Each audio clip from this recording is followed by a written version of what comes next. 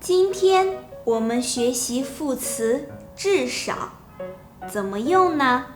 一起来看视频吧。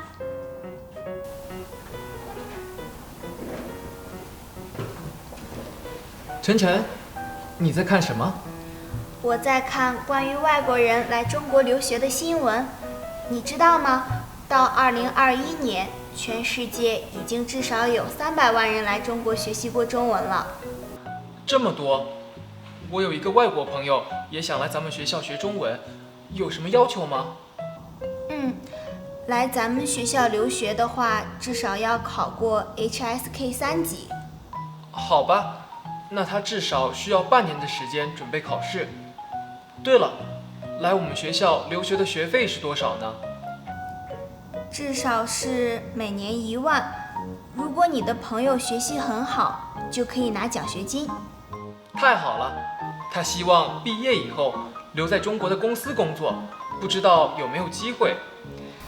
那他的中文要说得非常好，还至少得有一些工作经验。好的，那我告诉他。副词至少表示最小的限度，比如到2021年，全世界已经至少有300万人来中国学习过中文了。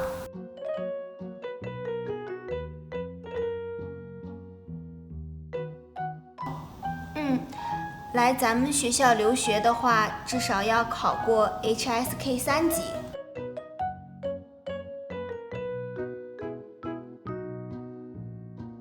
好吧，那他至少需要半年的时间准备考试。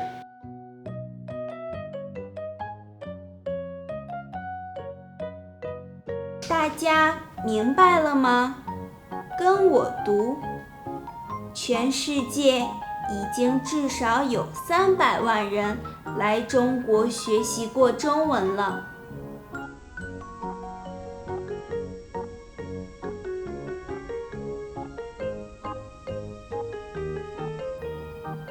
来咱们学校留学的话，至少要考过 HSK 3级。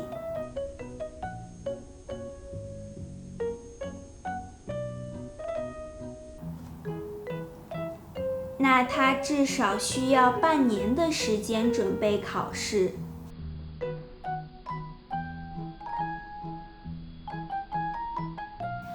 想要考过 HSK 3级，至少要记住600个单词呢。你的朋友要加油呀！是呀，同学们，再见啦！